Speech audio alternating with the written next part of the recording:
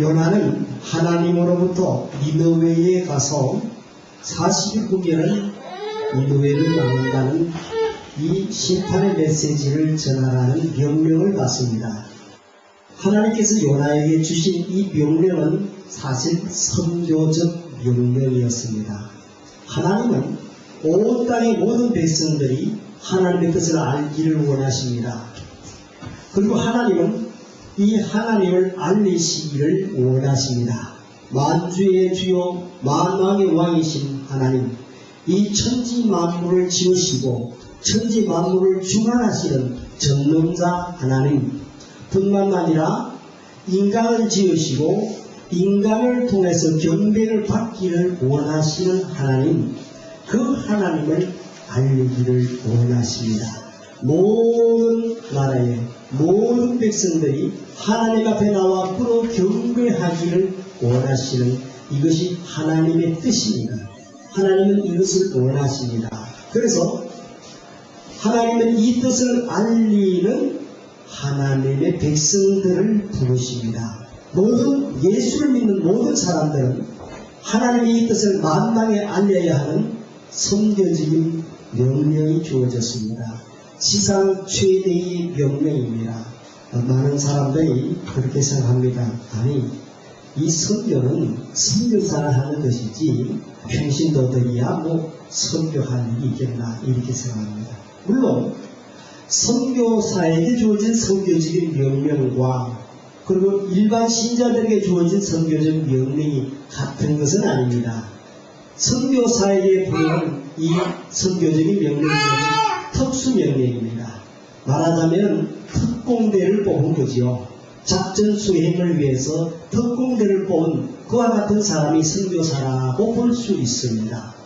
일반 성도들의 선교적인 명령은 조금 다릅니다. 이것은 보편적인 선교 명령인 것입니다. 일반 신자에게 하고 있는 이 선교적인 명령이라는 것은 보편적인 것들로서 이건 모든 신자에게 공이 주어진 선교 명령인 것입니다. 모든 하나님의 거룩한 백성들에게는 이 선교적인 명령이 있다는 사실을 기억하셔야 됩니다. 여러분에게도 역시 선교는 남의 일이 아니라 여러분들도 똑같이 주어진 함께 이루어가야 할 과제라는 것입니다. 이것을 꼭 기억하시기 바랍니다. 하나님은 악이 관영한 하늘까지 사무친 이 니느웨 성도 회개하기를 바라십니다. 하나님의 뜻은 거기 있습니다. 모든 백성들이 주께로 돌아와서 살아계신 하나님께 꿇어 경배하는 것이 하나님의 뜻입니다. 니느웨는 죄악이 하늘에 사무쳤습니다. 그들이 얼마나 잔혹한 민족이며 얼마나 그들이 광포한 민족인가는 역사가 잘 기록하고 있습니다. 이 니느웨라는 것은 아시리아라고 이 역사 교과서는 아시리아로 나옵니다만 이 아시리아의 수도입니다. 아시리아의 수도가 바로 니느웨 성인데 이 아시리아는 역사 중에서도 가장 잔인한 민족으로 꼽힐 정도로 이들의 죄악은 정말 하늘에 사무쳤습니다. 그런데 하나님은 그 니느웨도 회개하기를 바라십니다. 우리는 이것을 잊지 말아야 됩니다. 하나님은 모든 사람이 주께로 돌아오기를 원하십니다. 아무리 악한 사람이라도 아무리 악한 자일지라도 하나님께 돌이키기를 원하십니다. 이것이 하나님의 뜻입니다. 그렇다면 우리 이 일본을 돌아보십시오. 일본도 죄악이 관영한 땅입니다. 일본에 뭐 8만 귀신이 있다고 할 정도로 미신이 성행하고 우상이 성행하고 여러분들 그 일본인들 생활을 보면은요, 그 우상 숭배가 그냥 일상화되어 있습니다. 어느 정도면 집집마다 그 사당이 다 있습니다. 다 있어요. 이렇게 채려놓은 곳이 다 있어가지고 그게 아침 저녁으로 드나들면서 거기에다 이렇게 절을 합니다. 아이들이 학교 갔다 오면은 맨 먼저 하는 것이 거기 가가지고 종땅땅 치고 합장하고 절하는 것. 이게 일상입니다. 일어나면은 또 학교 가기 전에 또 하고 가고 어려서부터 그걸 하고 자랍니다. 그러니까 우상숭배가 일본은 아주 그냥 일상화되어 있고 보편화되어 있습니다.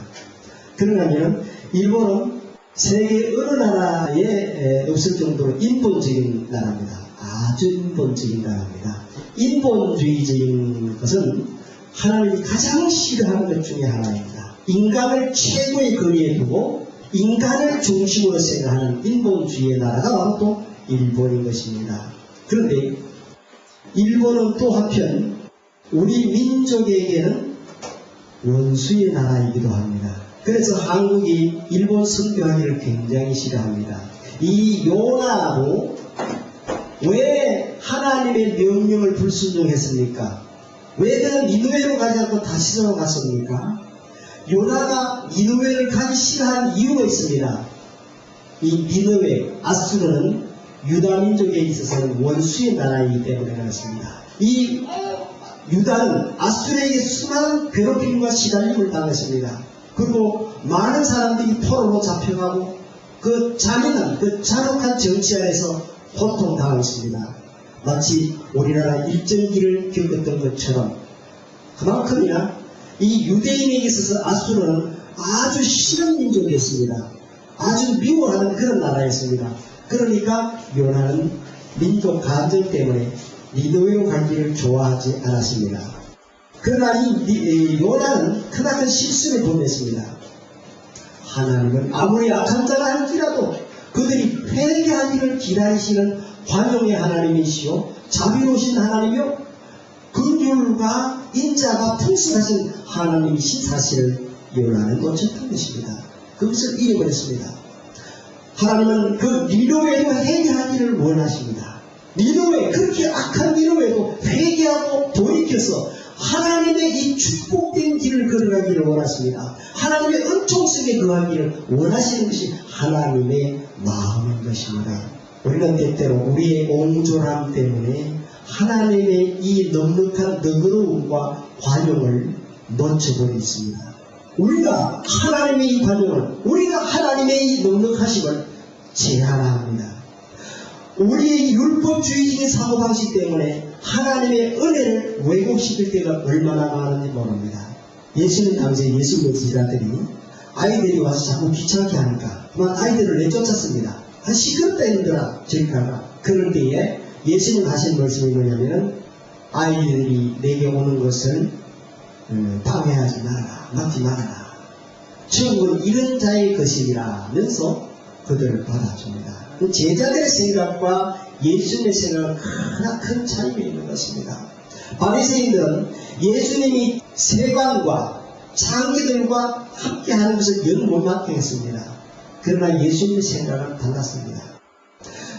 환자에게 의사가 필요하듯이 죄인에게는 그리스도가 필요하다는 것이 하나님의 마음인 것입니다. 우리는 우리의 마음을 눕힌다. 하나님이 얼마나 큰 사랑으로 얼마나 너그러운 넉넉한 마음으로 죄인 돌아오기를 간절히 원하시는가를 우리는 이 큰 마음으로 보셔야 됩니다. 일본도 그런 마음으로 봐야 됩니다. 하나님이 제게 가르쳐 주신 것은 일본도 용서하라는 것입니다. 그리고 그 일본도 사랑하라는 것입니다. 하나님 앞에서는 용서하지 못하는 한국이 하나님 앞에 더 싫은 민족이 될 수 있다는 것입니다. 이런 요나의 잘못된 생각, 이런 옹졸함과 그 율법주의 사고방식, 이것이 뒤에 가면은 하나님께서 방문구를 통해서 요나를 설득하고 교훈하시는 장면이 나옵니다. 요나는 니느웨 사람들은 사람 취급도 하지 않고 그들에게 복음을 전하는, 그들이 회개를 촉구하는 이런 일들을 상상치도 못했지만 하나님은 그 니느웨도 아끼신다는 사실을 보여주고 있습니다. 여러분, 원수이기 때문에 더 사랑해야 되며 죄인이기 때문에 더 큰 은혜가 필요하다는 사실을 놓치지 말아야 됩니다. 어두운 곳일수록 빛은 더 필요합니다. 중한 자에게 의사가 더 필요합니다. 병이 깊을수록 의사가 더 절실하게 요청되는 것처럼 죄인일수록 죄의 밤이 깊을수록 하나님은 절실하게 필요하며 보험 재판은 절실하게 필요한 것입니다. 일본은 민족적으로 우리에게 원수이며 영적으로도 중한 자와 같은 그런 깊은 죄인들입니다. 복음 전파가 더 절실한 곳에 우리는 복음을 전파해야 할 이유가 있습니다. 그렇기 때문에 여기에 오히려 일본 선교의 가치가 있는 것입니다. 저는 일본 선교를 결정하기 전에 그것을 봤습니다. 일본은 우리가 용서해야 할, 우리가 품어야 할 우리의 원수이기 때문에 오히려 선교의 의미가 있다고 봅니다. 그리고 일본은 다른 어느 나라보다도 이 죄의 밤이 깊어갖고 중간자와 같은 그런 영적으로 어둠에 휩싸인 그런 곳이기 때문에 복음 전파가 절실하다고 생각했기 때문에 일본 선교사로 결정을 했습니다. 여러분, 우리가 이것을 놓치지 말아야 됩니다. 용서도 작은 용서가 있고 큰 용서가 있습니다. 예? 내 발 한 번 밟은 거 용서하는 건 그거는 쉽습니다. 그렇죠? 그것도 용서하지 못해서 싸움이 일어나기도 하는데 뭐 그런 정도야 우리 용서할 수 있습니다. 발 한 번 밟혀놓고 저쪽에서 미안합니다 하면 뭐 됐습니다. 괜찮습니다. 이 정도 안되고 있습니다. 그건 누구나 할 수 있습니다. 그건 작은 용서입니다. 또 아기 한 대 맞고 용서해주는 것은 좀 큰 겁니다. 쉽지 않습니다. 그죠? 딸이 한 대 맞고 용서해준다면 그건 꽤 큰 용서입니다. 여러분, 어느 쪽이 더 하나님 앞에서 가치가 있을까요? 발 한 번 밟히고 용서해주는 것과 딸이 한 대 맞고도 용서해주는 것, 어느 것이 더 큰 가치일까요? 하나님은 딸이 맞고도 용서하는 것을 더 크게 보겠지요. 예? 얼굴에 침을 뱉는다. 이건 더 용서하기 힘들겠죠. 더 모욕적이죠. 정말 용서하기 힘듭니다. 그런데도 용서해 주었다. 그건 더 큰 거죠. 그렇습니다. 용서에도 큰 용서가 있고 작은 용서가 있습니다. 우리가 다른 민족에게 복음을 전하는 것은 그것도 물론 쉽지 않습니다만 일본에게 복음을 전하는 것은 그를 의미해서 하나님의 용서라는 관점에서 순종이라는 관점에서 보면 굉장히 큰 순종이고 굉장히 큰 용서인 것입니다. 그래서 일본 선교는 가치가 있다는 것입니다. 자, 그런데 이 요나는 그들에게 가서 하나님의 심판의 메시지를 전해서 그들로 하여금 회개시켜야 하는 이 중차대한 사명을 받고 이 사명을 외면했습니다. 그런 복음 전파자로서 그런 선지자로서 역할을 감당하지 못했습니다. 그런데